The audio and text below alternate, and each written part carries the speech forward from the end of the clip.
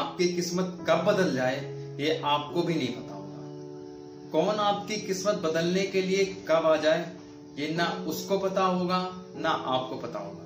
तो अपनी किस्मत पे विश्वास रखिए और इसके साथ साथ आप मेहनत भी करते रहिए। सिर्फ किस्मत के भरोसे रहने से जिंदगी नहीं चलती। हाय गाइस, मेरा नाम पीयूष है और मेरे चैनल एजुकेशन मोटिवेशन में आप लोगों का फिर से एक बार बहुत बहुत स्वागत है।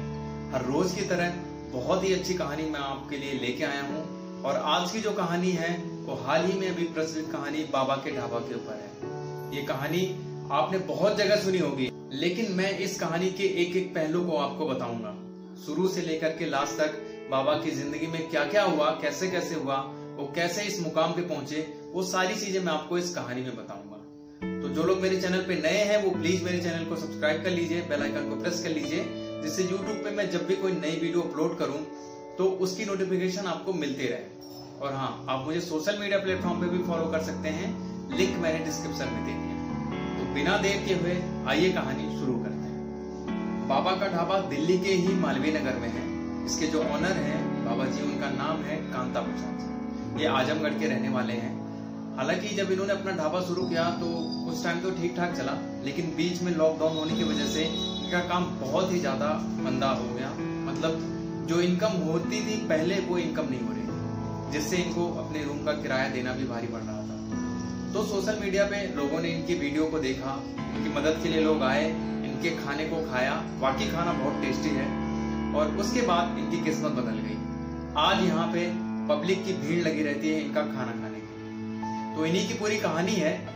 इस कहानी की एक एक लाइन आपको इंस्पायर करेगी, तो इस कहानी को आप पूरा सुनिए। आइए कहानी शुरू करते हैं। ये कहानी बाबा के ढाबा के नाम से ही है। ये जो बाबा का ढाबा है ये दिल्ली के मालवीय नगर में है। इसके जो मालिक हैं वो कांता प्रसाद जी हैं और उनकी जो वाइफ हैं उनका नाम बादामी जी है। दोनों लोग आजमगढ़ के रहने वाले हैं। जब इन लोगों की उम्र, जब कांता जी की उम्र 5 साल थी और जब बादामी जी की उम्र 3 साल की थी, तब दोनों लोगों की शादी हो गई।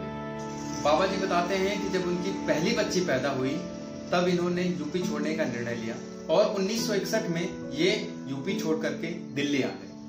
सबसे पहले दिल्ली आकर के इन्होंने फल बेचना शुरू किया। इनको लगा कि फल बेचने में उतना प्रॉफिट नहीं है। फिर उन्होंने अपने चाय की स्टॉल खोली। धीरे धीरे चाय की दुकान चलने लगी।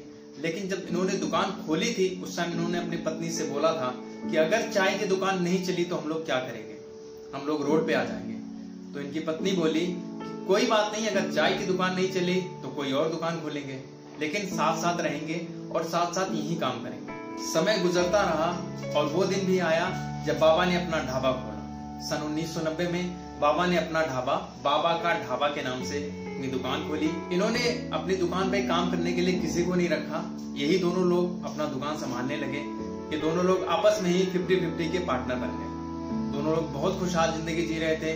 उस टाइम खर्चे भी कम थे, लेकिन धीरे धीरे महंगाई बढ़ती गई, मॉडर्न जमाना आ गया। लोग इनके खाने को उतना पसंद नहीं करने लगे। हालांकि ये खाना बहुत अच्छे से बनाते थे, साफ सफाई से बनाते थे, पूरे मन से बनाते थे। एक टाइम ऐसा भी आया जब लॉकडाउन लगा।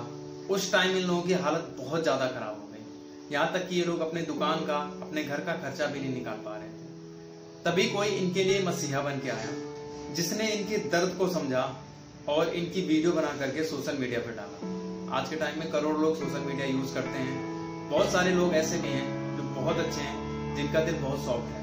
उसमें से बहुत सारे लोग इस कहानी को देखे, उनको अंदर से फील हुआ कि बाबा जी की हेल्प करनी चाहिए। आज का टाइम ये है कि बाबा के यहाँ इतनी भीड़ लगती है कि ये सबको खाना भी नहीं दे पाते हैं। तो वक्त वक्त की बात है, समय बड़ा बलवान होता है। एक झटके में कब क्या हो जाए ये कोई नहीं जानता। तो दोस्तों, आप भी पूरी तरीके से मेहनत करिए, अपना 100% अपने काम में दीजिए।